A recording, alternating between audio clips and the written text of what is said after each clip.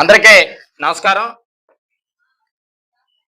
ఇటీవల కూటమి ప్రభుత్వం అధికారంలోకి వచ్చిన తర్వాత పేద విద్యార్థులపై వెన్నుపోటు పొడిచినటువంటి పరిస్థితి ఇలా ప్రజలందరూ కూడా గమనిస్తా ఉన్నారు. కారణం ఏంటంటే కూటమి ప్రభుత్వం అధికారంలోకి వచ్చి దగ్గర 20 నెలలు కావస్తా ఉన్న 2024-25 సంవత్సరానికి సంబంధించి విద్యార్థికి ఫీజు బకాయిలు ₹1 కూడా చెల్లించకుండా పేద ప్రజలను పేద విద్యార్థులను ఇబ్బంది పెట్టే ప్రక్రియ జరుగుతున్న పరిస్థితి మనం చూస్తా ఉన్నాం.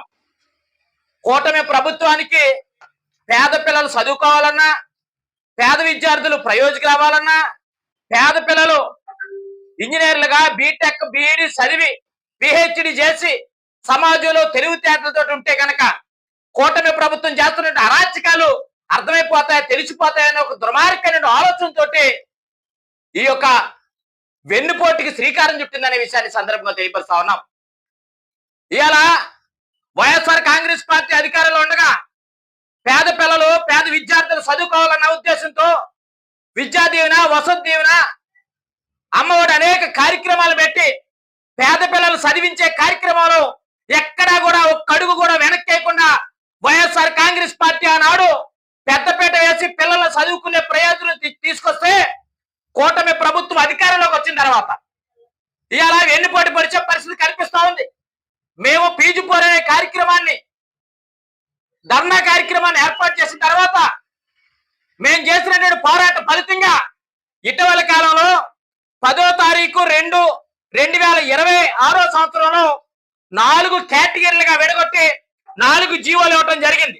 GO RT number 341, 302, 306, 303.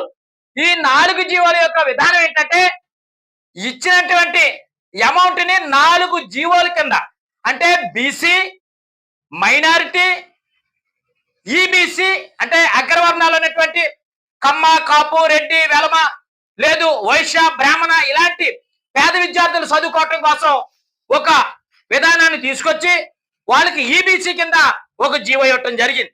ఈ 4 జీవోలు కూడా జీవోలు ఇవ్వటమే జరిగింది తప్ప ఇంతవరకు ఏ ఒక్క విద్యార్థికి కూడా విద్యార్థి ఖాతాల్లో కానీ, విద్యార్థి తల్లిదండ్రుల ఖాతాల్లో కానీ, లేదు విద్యాలయాల ఖాతాల్లో కానీ ₹1 కూడా జమ చేయలేదనే విషయాన్ని ఈ సందర్భంగా తెలియపరుస్తా ఉన్నాను. అంతేకాదు వాస్తవంగా దగ్గర